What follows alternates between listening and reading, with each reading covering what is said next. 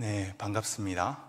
각자의 가정 속에서 함께 마음을 모아서 예배할 텐데요. 지금 말씀 시간 가운데서도 우리가 하나님을 주목해서 하나님의 뜻을 함께 살펴보도록 하겠습니다. 오늘 말씀은 로마서 15장 13절입니다. 로마서 15장 13절 말씀 제가 봉독해 드리도록 하겠습니다. 내용 잘 파악해 주시면 감사하겠습니다. 소망의 하나님이 모든 기쁨과 평강을 믿음 안에서 너희에게 충만하게 하사 성령의 능력으로 소망이 넘치게 하시기를 원하노라. 아멘. 네, 오늘 제목은 소망, 현재를 바로 살아내게 하는 힘입니다. 한번 따라해 보실까요? 소망, 현재를 바로 살아내게 하는 힘. 네, 감사합니다. 이 제목을 가지고 오늘부터 수요예배는 소망 시리즈로 이어가도록 하겠습니다. 오늘 본문의 말미에 보면요, 성령의 능력으로 소망이 넘치게 하시기를 원하노라 라고 얘기하고 있습니다. 소망이 넘쳤으면 좋겠다라고 얘기를 하는 거죠. 우리 안에 소망이 있는지를 한번 생각해 볼 때 소망이 넘치도록 있었으면 좋겠다라는 말씀을 확인한 적이 있는가를 한번 돌아봐야겠죠. 믿음이 충만한 것, 성령이 충만한 것, 사랑이 충만한 것을 자주 들어봤는데 소망이 넘치도록 충만하게 하는 것에 대해서 내가 생각한 적이 있는가를 한번 돌아봐야 하겠죠. 그래서 오늘 이 본문 말씀을 통해서 왜 바울은 소망이 넘쳤으면 좋겠다라고 강구를 하고 있는지 그 이유에 대해서 한번 살펴보도록 하겠습니다. 먼저 여러분이 우선 여러분의 삶을 한번 돌아볼까요? 여러분은 현재 소망하는 바가 무엇인지요? 새해가 밝았고 또 여러분이 각자 소망하는 일들이 있을 테고 각자의 환경 가운데 여러분이 소망하는 것들이 있을 텐데 여러분은 무엇을 소망하고 계신지요? 사실 소망이라는 단어의 일반적인 의미를 우리가 살펴본다면 어떤 우리의 바람, 그렇죠? 우리가 뭔가를 바라는 것일 수 있고 좀 더 나아가서는 우리가 꾸는 원대한 꿈일 수 있겠습니다. 그것이 또 결국은 우리의 야망일 수 있겠죠. 야망이란 단어 자체는 중립적이니까 그것이 긍정적 의미에서 썼을 때 야망일 수도 있겠습니다. 결국은 우리의 삶을 설계하는 긍정성이라고 볼 수 있습니다. 소망이라는 단어 자체가 그리고 그 내용이 함의하는 바가 우리의 삶을 설계하는 긍정성인 거지요. 그러기에 굉장히 낙관적입니다. 낙관적이란 얘기는 좋게 바라보는 관점이잖아요. 낙천적이다라는 단어와는 다른 건데요. 낙천적인 것은 성향을 의미하지만 낙관적인 것은 우리가 후천적으로 길러내는 관점인 거거든요. 우리의 삶을 설계할 때 긍정적으로 그것을 바라보는 관점, 이 낙관성이 있을 겁니다. 그러기에 우리는 우리의 꿈과 우리의 야망과 우리의 비전 가운데 우리의 바람 가운데 어떤 창조적인 상상력을 갖게 되지요. 창조성이 있는 겁니다. 그리고 상상력이 있는 겁니다. 이 상상력으로 하여금 모든 세계의 역사가 발전을 이루어냈던 것 같습니다. 날고 싶기에 비행기가 만들어졌듯이 말입니다. 빨리 이동하고 싶기에 자동차가 만들어졌듯이 말입니다. 다른 나라를 또 가고 싶기에 배가 만들어졌듯이 말입니다. 모든 창조적인 상상력을 통해서 우리는 보다 진취적인 삶을 갖게 됩니다. 우리의 삶을 현재에 머물지 않게 하고 좀 더 나아가게 하는 것이지요. 이러한 소망에 대한 일반적인 의미에 있어서도 우리에게 생동감을 주는 걸 우리는 보게 됩니다. 뭔가 가슴 뛰게 하지요. 현재에 안주하지 않고 우리를 진취적으로 나아가게 하는 생동감이 있는 겁니다. 그러나 이 소망이라는 것은 항상 좋게만 그려지진 않습니다. 소망 안에 잘못된 소망들도 끼어 있기 마련이지요. 이런 잘못된 소망에서 오는 탐욕이 대표적입니다. 개인의 야망과 비전을 세우다가 자칫 그것이 탐욕으로 흐르게 될 때 많은 사람들을 괴롭게 하지요. 수많은 학대가 자행되기도 하고 수많은 공포가 일어나기도 합니다. 여러 죽음이 겪어지기도 하고요. 그 가운데 낙심과 허망함이 가득하기도 합니다. 대의라는 명분 아래에서 수많은 사람들의 희생을 강요하기도 하죠. 저는 개인적으로 여러 개인적인 성공을 거머쥔 사람들이 본인의 개인의 삶은 명예와 부를 성취했을지 몰라도 가족을 버리는 걸 많이 보게 되었습니다. 그래서 항상 성공을 했다는 사람들에게 묻고 싶은 질문은 당신의 가족은 어떠합니까? 를 묻고 싶은 거죠. 가정의 희생이 없이는 성공할 수 없을 뿐더러 개인적인 성공에 그것이 야망과 탐욕이 되어서 둔갑했다면 가족은 내팽겨칠 가능성이 많기 때문입니다.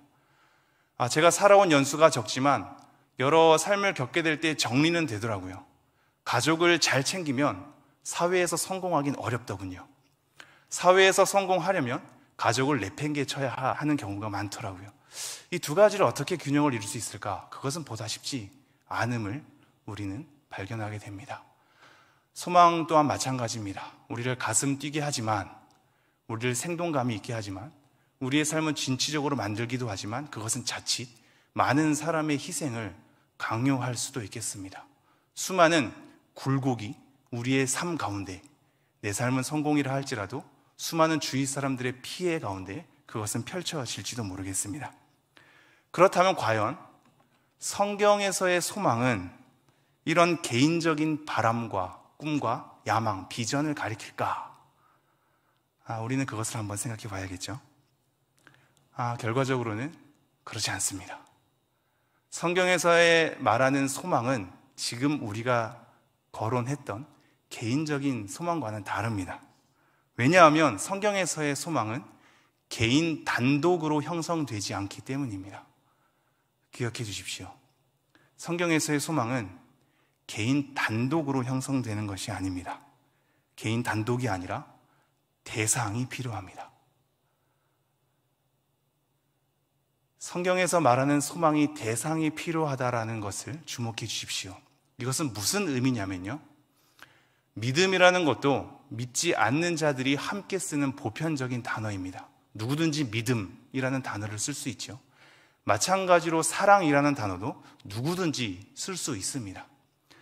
그러나 보편적으로 얘기하는 믿음과 성경에서 얘기하는 믿음은 다르지요. 우리는 믿는 대상이 있으며 그 대상에 대한 동의와 신뢰가 있습니다.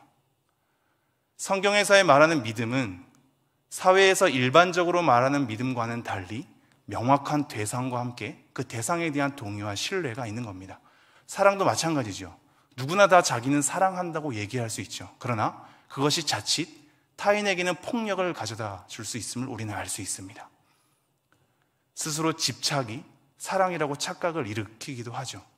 그래서 성경에서는 그것을 정리하고 있죠. 그리스도의 법에 따라 사랑하는 겁니다. 모든 사랑이 다 사랑이 아니라 성경에서 말하는 사랑이 있는 겁니다. 사랑의 대상이 있고 대상에 대한 내용, 그리스도의 법이 있는 겁니다. 이러한 믿음과 사랑이 그렇다면 소망 또한 마찬가지입니다. 왜냐하면 우리는 고린도전서 13장에서 이미 살펴봤듯이 믿음, 소망, 사랑 이 세 가지는 항상 있기 때문입니다. 그러므로 믿음도 대상을 필요로 하고 사랑도 대상을 필요로 한다면 소망 또한 대상을 필요하게 되어 있습니다. 그러므로 이 소망이라는 것을 우리는 가질 때 대상이 있다면 그것은 내 안에서 개인적인 바람으로 이루어지는 것이 아니라 밖에서부터 안으로 들어와 형성되는 겁니다. 하나님으로부터 내 안에 들어와서 내 안에 나의 갈망으로 자리 잡는 것, 그것이 성경에서 얘기하는 소망일 겁니다. 단독으로 형성되지 않습니다. 내가 좋아하는 것, 내가 바라는 것, 내가 꿈꾸는 것, 내가 비전이라고 얘기하는 것만으로 단독으로 형성돼서 우기는 것이 아니란 말씀입니다. 하나님으로부터 들어와서 내 안에 나의 생각과 나의 동의와 나의 결단을 통하여서 하나님의 뜻에 맞게 빚어지는 것, 그것이 성경에서 얘기하는 소망입니다. 그래서 성경은 이러한 소망을 하나님께 두라라고 말하고 있습니다. 내 개인적으로 소망을 가지라라고만 얘기하지 않고 그 소망을 하나님께 두라라고 말하고 있죠. 우리 시편 말씀 한번 살펴볼까요? 시편 146편 5절 말씀입니다. 자막이 준비되어 있을 텐데요. 제가 한번 읽도록 하겠습니다. 야곱의 하나님을 자기의 도움으로 삼으며 여호와 자기 하나님에게 자기의 소망을 두는 자는 복이 있도다. 하나님을 우리의 도움으로 삼으며 하나님께 자기의 소망을 두는 자, 그 자가 복이 있다라고 얘기를 하고 있죠.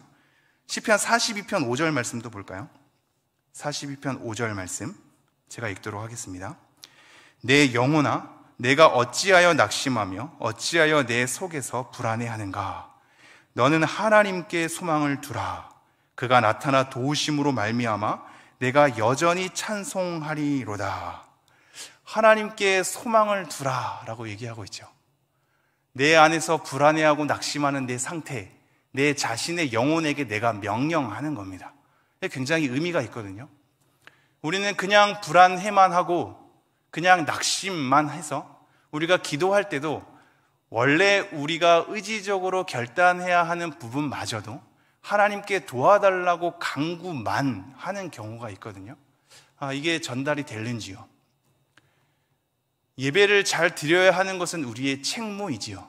그러나 우리는 예배를 잘 드리게 해 주십시오라고 간구만 하게 되지요. 오늘 말씀을 통해서도 여러분은 중보했을지 모르겠습니다. 오늘 말씀 가운데 은혜를 받게 해 주십시오. 이것이 정당하려면 이 말씀 가운데 은혜를 받으려는 여러분의 태도와 자세가 함께 가미되어야 할 것입니다. 그러나 우리가 요청했다는 것만으로 하나님께서 온전히 행할 줄 생각하면서 다 내팽겨 치는 것은 정당한 기도가 아니겠지요. 하나님께 도움을 구한다는 것은 내 스스로 그러기를 원한다는 마음이 있는 것이고, 그러기에 나 또한 그러기로 작정한다라는 것입니다. 그러므로 내 안에 낙심과 불안이 있을 때 하나님, 저를 불안하지 않게 해주십시오. 하나님, 저를 낙심해서 건져내 주십시오 라고 얘기하면서 자기 스스로는 아무것도 하지 않는다면 그것은 과연 누구의 책임으로 돌아갈까요? 오늘 42편 5절 말씀은 그런 의미에서 굉장히 우리에게 다가옵니다. 내가 내 영혼에게 말하는 겁니다.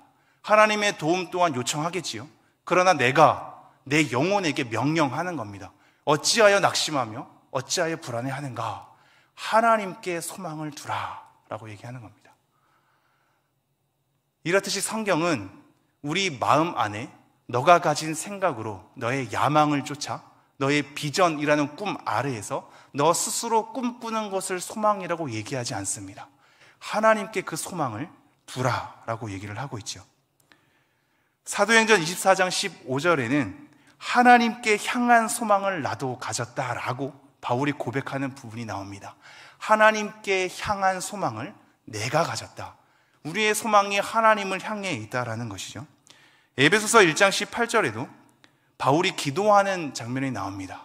너의 마음 눈을 밝히사 그의 부르심의 소망이 무엇인지를 알기 원한다 라고 얘기하고 있죠.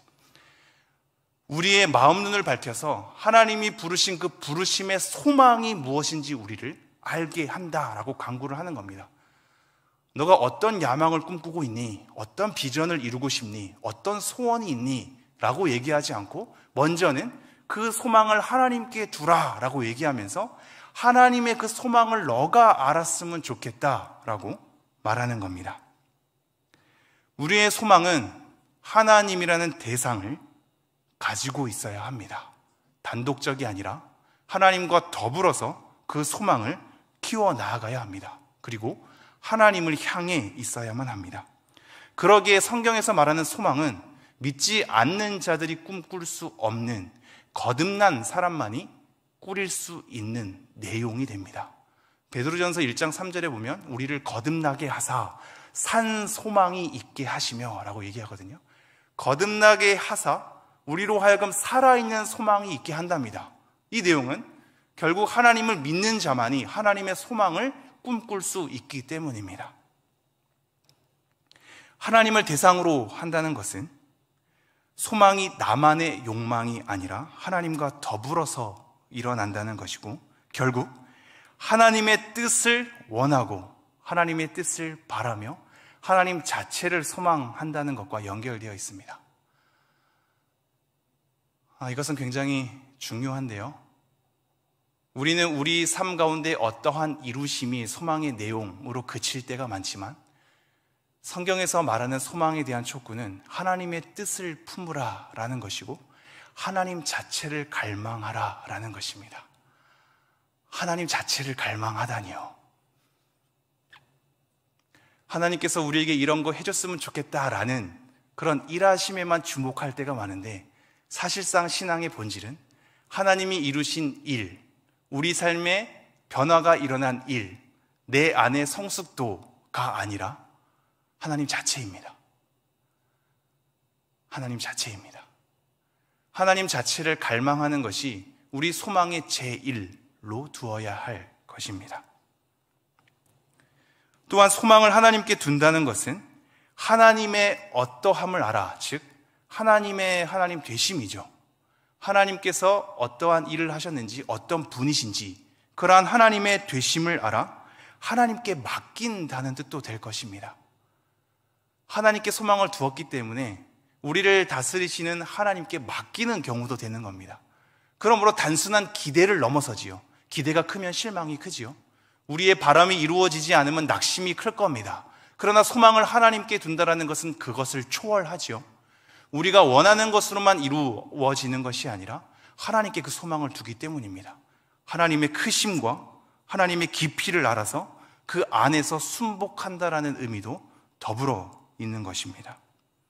그리고 결국 그러한 하나님을 알아 하나님의 뜻에 대한 순복함 가운데 그분의 관점으로 살아가는 것이 소망에 대한 내용이 됩니다. 그러므로 여러분, 여기서 벌써 소망이 넘쳐야 할 이유를 발견하게 됩니다.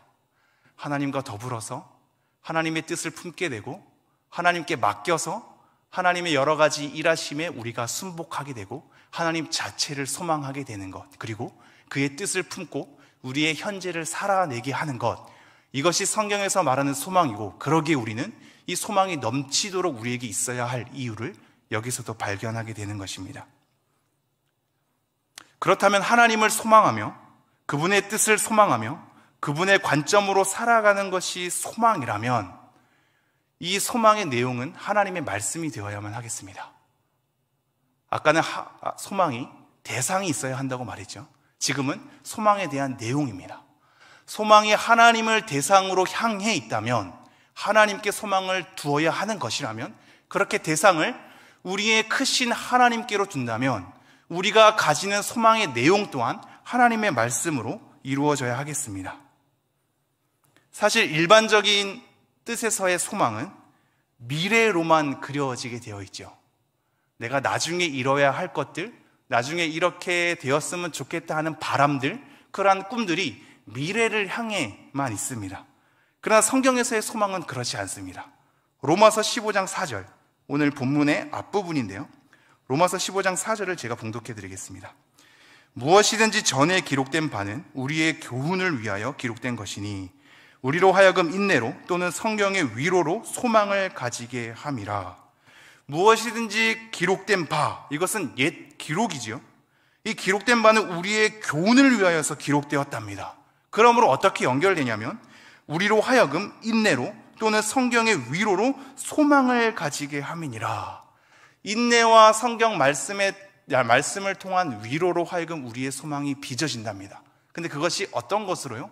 말씀으로요. 예전에 기록된 이 말씀으로 우리가 위로를 받게 되고 그 가운데 인내를 하게 되면서 소망을 가지게 된다라고 얘기를 하고 있습니다. 결국 성경은 과거와 미래를 다 연결해 주고 있습니다. 일반적으로 소망은 미래를 향해만 있는 것 같은데 성경에서의 소망은 이렇듯 과거에 기록된 하나님의 말씀과 우리가 겪어야 할 미래를 다 연결해 주고 있습니다. 그렇다면 현재는 어디로 갔을까요? 흔히들 신앙에서의 소망이라고 하면 현재의 책임을 회피하고 미래를 기다리는 것으로 얘기합니다.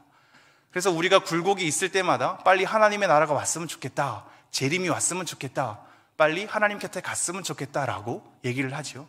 그래서 우리의 신앙은 현재에 대한 책임을 회피하고 나중에 가게 될 완성된 하나님의 나라에 대한 갈망으로 커져서 우리의 신앙이 종말론적으로만 우리의 신앙이 치닫을 때가 많습니다. 현재는 무시하고 저기 내세를 생각할 때가 많은 거지요. 그래서 우리의 자세는 소망을 얘기할 때 수동적인 자세로 치닫을 때가 많습니다. 그러나 성경은 이것 또한 그렇게 말하고 있지 않습니다. 소망은 하나님의 약속을 붙들기에 그 가르침에 따라 하나님을 고대하며 현재를 살아가게 하는 것입니다. 마냥 나중에 완성될 하나님의 나라를 기다리고만 있게 하지 않고 그 나라를 고대하면서 우리의 현재를 살아내게 하는 것입니다. 그러므로 성경에서 말하는 소망은 과거와 현재와 미래를 다 연결해 준다라고 볼 수 있습니다. 그렇다면 과연 소망이란 단어가, 성경에서 얘기하는 소망이란 우리에 대한 촉구가 도대체 현재를 어떻게 살아가게 하는지 말씀을 통해서 좀 확인해 보도록 하겠습니다. 디모데전서 4장 10절입니다. 디모데전서 4장 10절 말씀 제가 읽어드리겠습니다. 이를 위하여 우리가 수고하고 힘쓰는 것은 우리 소망을 살아계신 하나님께 두미니 곧 모든 사람, 특히 믿는 자들의 구주시라.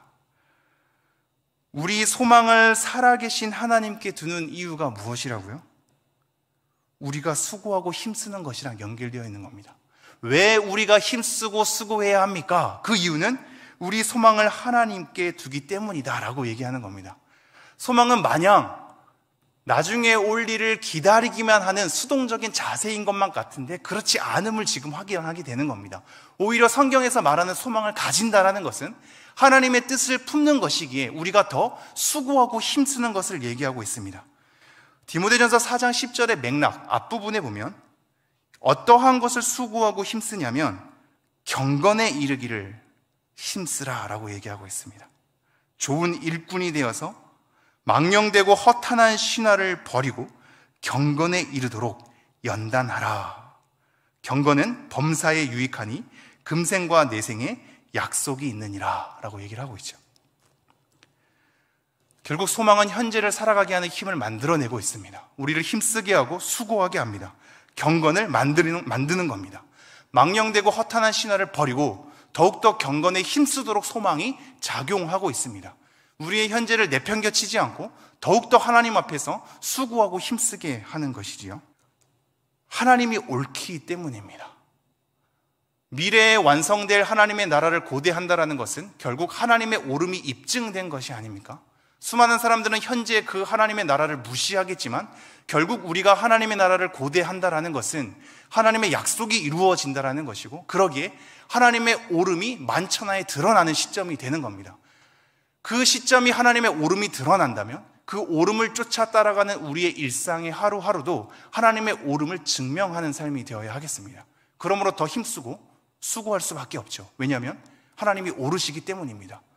우리가 오늘 하루 수고하고 힘쓰는 것이 사실상 아무런 가치가 없는 것처럼 느껴질 수 있겠습니다. 지금 드리는 예배 또한 그럴 수 있고 우리가 쌓는 선 또한 그럴 수 있겠습니다. 이것이 결과적으로 우리의 삶 가운데 좋게 번쩍이게 드러났으면 좋겠는데 그렇지 않음을 우리는 더 많이 경험하죠. 선을 쌓아도 더 무시되는 현실, 예배를 챙겨도 우리가 더 괴로운 현실을 많이 마주하게 될 때가 있습니다. 여러 가지 선을 쌓으면 보상을 받기를 원하는데 보상이 되지 않으면 우리의 열심은 점차 흐려질 때가 많은 것이지요.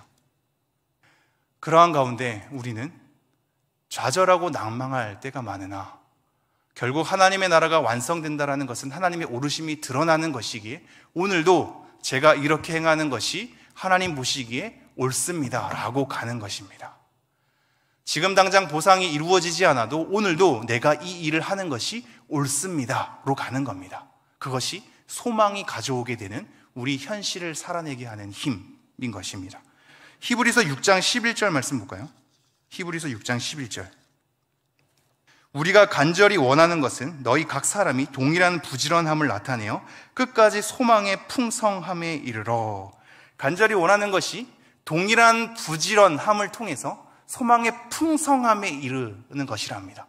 왜냐하면 이 앞부분에 보면 하나님은 불의하지 않으시고 하나님은 우리의 수고를 잊어버리지 아니하신다라는 말이 나오거든요. 그리고 11절 말씀이 이어지는 건데 하나님은 불의하지 않고 우리에 대한 수고를 잊어버리지 않기 때문에 우리가 동일한 부지런함으로 계속해서 나타내어서 끝까지 소망의 풍성함에 이르라 라고 얘기하는 겁니다. 그러면서 12절, 게으르지 아니하고 믿음과 오래 참음으로 말미암아 약속들을 기업으로 받는 자들을 본받는 자 되게 하려는 것이라. 이 소망의 풍성함을 통해서 우리가 게으르지 않는 것, 믿음과 오래 참음으로 말미암아 본받는 자 되는 것을 촉구하고 있답니다. 이것이 소망이 가지는 진정한 힘이죠. 우리가 그냥 현재를 무시하고 현재에 대한 어떤 게으름을 가지고 현재에 대한 핑계를 가지고 책임 회피를 가지고 믿음의 흔들림을 가지고 성급함을 가지고 그냥 마냥 하나님의 나라가 임했으면 좋겠다라는 강구 아래 있다면 그것은 성경에서 말하는 소망을 잘못 알고 있는 겁니다. 물론 이 세상이 고되기에 하나님의 나라를 갈망하며 완전한 하나님의 나라, 즉 재림을 우리는 고대하면서 와달라고 주님의 오심을 기다리는 것에 대한 고백을 할 수 있을 겁니다. 그러나 그러한 고백은 우리의 현재를 무시하고 우리의 현재에 대한 책임을 회피하는 것으로 가는 것이 아니라 더 우리의 일상을 담아내는 것으로 가야 할 것입니다. 더 부지런히 믿음과 오래 참음으로 더 성경에서 얘기하는 인물들, 그 약속들을 본받는 자의 걸음으로 걸어가야 하는 것입니다. 빌립보서 1장 20절 말씀도 제가 읽어드리겠습니다. 빌립보서 1장 20절, 나의 간절한 기대와 소망을 따라 아무 일에든지 부끄러워하지 아니하고 지금도 전과 같이 온전히 담대하여 살든지 죽든지 내 몸에서 그리스도가 존귀하게 되게 하려 하나니. 나의 간절한 기대와 소망을 따라 어떻게 된다고요? 내 몸에 그리스도가 존귀하게 되기로 열심히 나타낸다고요. 간절한 기대와 소망 때문에 내가 이 현재의 삶을 그렇게 사는 것에 대해서 부끄러워하지 않고 당장의 어떤 보상이 이루어지지 않는 것에 대해서 부끄러워하지 않고 간절한 기대와 소망을 따라 다시 한번 내 몸에 살든지, 즉 망하든지, 즉 잘못되든지, 즉 사람들이 비웃는 삶으로 초라하게 겪어대든지 그런 간에 그리스도가 내 몸에서 존귀하게 되려 함이라 라고 고백하고 있죠. 소망이란 이런 겁니다. 우리의 현재의 삶을 그리스도가 더 존귀하게 되기 위해서 겪어내는 삶을 빌립보서 1장 20절은 얘기하고 있습니다. 요한일서 3장 3절을 가볼까요? 요한일서 3장 3절. 요한일서 3장 3절에는 이렇게 얘기를 하고 있습니다. 주를 향하여 이 소망을 가진 자마다 그의 깨끗하심과 같이 자기를 깨끗하게 하느니라. 소망이 있는 자는 자기를 더럽히지 않는답니다. 깨끗하게 한답니다. 소망을 가진 자마다 깨끗함으로 자기의 일상을 살아낸다라고 얘기를 하고 있습니다. 그렇다면 여러분, 이렇게 반대로 한번 생각해 보시죠. 지금 성경에서의 소망에 대한 것들을 확인하며 우리의 현재와 무관하지 않게 우리의 현재를 하나님의 가르침에 따라, 하나님의 본을 따라 오히려 더 열심으로 살아낼 것에 대해서 얘기를 하고 있단 말이죠. 그렇다면 소망이 있는 삶은 이러한 현실을 담아내는 삶이어야 하는데 만약에 소망이 없다면 어떻게 될까요? 우리에게 소망이 없다면 우리는 현실에 매몰될 것입니다. 나중에 이루어져야 할 약속이 없기 때문에 우리는 불투명한 미래 가운데에서 어찌할 바를 모르게 되죠. 그것이 우리의 불안과 염려가 가지고 오는 근본 아니겠습니까? 그래서 더욱더 현실에 매몰됩니다. 왜냐하면 현실에서 우리가 올바르게 하지 않으면 우리의 미래가 좌지우지 되기 때문입니다. 이것이 하나님의 약속이 없는 자의 특징 아니겠습니까? 하나님의 약속이 있는 자의 특징은 우리의 삶이 어떠하든지 간에 그것을 넘어서는 하나님의 크기입니다. 우리의 삶의 어떠함에 따라 결과가 좌지우지 된다면 하나님은 우리의 행함보다 작은 분이 되는 겁니다. 이 내용을 여러분이 잘 마음에 담아 두셨으면 좋겠는데요. 소망이 없다면 우리는 현실에 매몰될 것입니다. 우리의 한계에 부딪혀 절망할 것입니다. 포기하고 체념하며 타협할 것입니다. 현실의 무게에 짓눌려서 우리는 도피할 것입니다. 무너지고 허망함을 마주하게 될 것입니다. 우리의 현재가 그리 훌륭하지 않기 때문입니다. 잠언 14장 32절 말씀은 이렇게 얘기하고 있습니다. 악인은 그의 환난에 엎드러져도 의인은 그의 죽음에도 소망이 있느니라. 우리가 환난을 똑같이 당하죠. 똑같이 엎드러집니다. 똑같이 죽음도 당합니다. 그럼에도 악인은 아예 엎드려지거니와 우리는 소망으로 죽음 가운데서도 다시 일어나는 겁니다. 그래서 로마서 5장 4절에는 이렇게 얘기합니다. 환난은 인내를, 인내는 연단을, 연단은 소망을 이루는 줄 알미니라. 우리가 당한 똑같은 환난, 신자나 비신자나 똑같은 병, 똑같은 고통, 똑같은 인생에 풀리지 않음, 똑같은 고난을 당하게 되죠. 그러나 소망이 없는 자는 이 환난이 환난 그대로 자기에게 다가오기에 현실만 중요하며 그러기에 현실에 매몰될 것입니다. 그러나 우리는 현실에 매몰되지 않죠. 왜냐하면 우리가 겪는 이 현실의 괴로움은 또 다른 인내를 형성하게 되고 그 인내는 우리 스스로를 그 과정이 힘겹기는 하지만 연단의 과정으로 우리를 초대하며 결국 그 연단은 소망을 이루기 때문입니다. 결국 여기서도 소망은 그냥 이루어지지 않음을 보게 되죠. 일방적으로 내 개인적인 바람으로 내가 하고 싶은 대로 내 생각대로 내가 뜻하고자 하는 바대로 내 비전대로 내 야망대로 그렇게 본인이 단독적으로 꿈꿔지는 것이 아닙니다. 소망은 하나님과 더불어서 하나님의 약속에 따라 하나님의 말씀으로 빚어지는 것이죠. 그러기에 소망은 간단하고 우리의 원하는 대로 다 생기는 것이 아닙니다. 성경에서 말하는 소망은 수많은 환난 가운데 인내를 통해 연단을 통해 우리에게 빚어지는 겁니다. 그러니 그 소망의 깊이는 우리가 생각하는 것보다 깊죠. 우리의 담대한 믿음의 걸음, 하나님을 향한 사랑의 걸음이 매서운 현실 앞에 흔들릴 것을 너무나 잘 알고 있기 때문에 하나님께서는 환난 속에서도 소망이 빚어지도록 은혜를 베푸십니다. 환난 속에서도 너무나 매서운 현실 때문에 다 포기하고 싶은 그런 밑바닥의 경험 가운데서도 하나님께서 거기서 하나님의 은혜로 소망을 빚어내는 겁니다. 그 누구에게도 소망을 가져다 줄 수 없을 것입니다. 그 누구도 그 자리를 칭찬하지 않을 것입니다. 그 아픔의 자리, 그 고통의 자리, 그 낙심의 자리를 그 누구도 그것은 좋은 길이라고 얘기하지 않을 것입니다. 그러나 하나님은 거기서 꽃을 피우십니다. 하나님은 거기서 빛을 내시는 겁니다. 하나님은 그 환난 속에서 하나님의 소망을 만들어내십니다. 연단의 과정이 따르기에 우리에게는 안 힘들 수 없죠.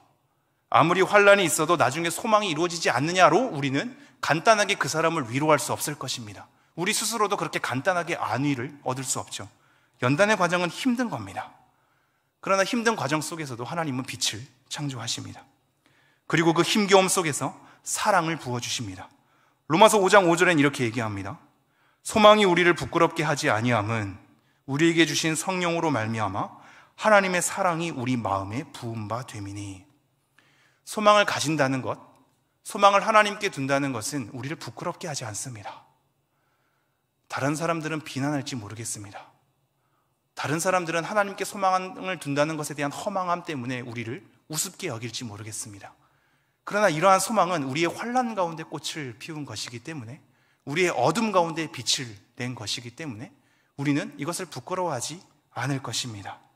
왜냐하면 이 환난 가운데 맺어진, 빚어진, 만들어진 소망 때문에 우리는 하나님의 사랑이 우리 마음 가운데 부어진 것을 보게 되기 때문입니다. 그래서 히브리서 6장 19절은 이렇게 얘기합니다. 이 소망을 가지고 있는 것은 영혼의 닷 같아서 튼튼하고 견고하니.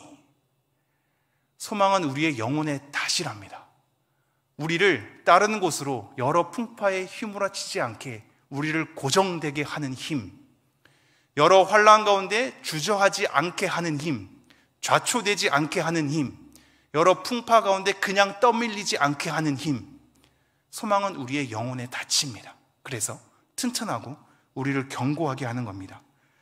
왜 이렇게 견고하냐면 하나님의 뜻이 변하지 않기 때문입니다. 하나님은 거짓말할 수 없는 분이기 때문입니다. 히브리서 6장 19절의 이 맥락은 그러한 맥락 가운데 나오는 거거든요. 하나님은 변하지 않으시며 하나님은 거짓말하지 않으시니 이 두 가지 때문에 우리는 확인한다. 소망은 우리의 영혼의 닷이다. 그러므로 우리를 더 튼튼하게 하며 더 견고하게 한다 라고 얘기를 합니다. 마지막으로 히브리서 10장 23절 말씀 제가 읽어드리죠. 약속하신 이는 미쁘시니 우리가 믿는 도리의 소망을 움직이지 말며 굳게 잡고. 여러분, 하나님의 약속을 굳게 잡으십시오. 하나님은 거짓말하지 않으시는 분이기 때문입니다. 믿는 도리의 소망을 움직이지 말며 굳게 잡고 나아가는 여러분 되었으면 좋겠습니다. 이 소망은 우리의 현재를 살아내게 하는 힘이 됩니다. 그것 또한 바로 살아내게 하는 힘이 됩니다. 막연하게 미래에 맡기는 것이 아니라, 막연하게 단독적으로 꿈을 꾸는 것이 아니라, 하나님과 더불어서 하나님 안에서 하나님 말씀을 상고하며 하나님의 뜻을 품고 하나님의 가르침에 따라 우리의 내용이 하나님의 뜻으로 정돈된 상태에서 하나님을 향해 나아가는 것, 게으르지 아니하는 것, 경건함을 꾸리는 것, 이 모든 것으로 하나님을 찬미하는 걸음으로 우리의 환난을 우리 가운데 담아내며 그 가운데 빚어내시는 하나님의 소망을 발견하는 것, 그리고 그 가운데 우리에게 부어주시는 하나님의 사랑을 발견하게 되는 것, 이것이 성경에서 얘기하는 소망입니다. 이 소망을 여러분이 품으시며 현재를 바로 살아내는 여러분 되기를 간절히 소망합니다. 제가 기도하고 찬양 이어가도록 하겠습니다. 하나님, 오늘도 소망에 대한 말씀으로 하나님의 뜻을 여러 군데 살펴보았습니다. 하나님, 우리의 개인적인 단독적인 바람이 아니라 하나님과 더불어서 소망을 꿈꿔야 함을 우리는 보게 됩니다. 다시 한번 우리의 마음을 정돈시켜 주시고 정결하게 하여 주시고 우리를 용서하여 주시고 우리를 하나님의 사람으로 받아주셔서 우리 안에 하나님의 거룩함을 쫓아 하나님의 뜻을 품는 자들이 될 수 있도록 은혜를 허락하여 주시옵소서. 우리의 소망으로 하나님의 사랑이 우리 마음 가운데 부어주시는 것을 경험하게 하여 주시옵소서. 어떠한 환난과 어떠한 어려움 속에서도 소망은 우리의 영혼의 닷 같아서 다시 한번 하나님 앞에 견고하고 튼튼하게 서갈 수 있도록 우리의 믿음의 걸음을 하나님께서 이끌어 주시옵소서. 이 모든 말씀 우리 주 예수 그리스도의 이름으로 기도합니다. 아멘.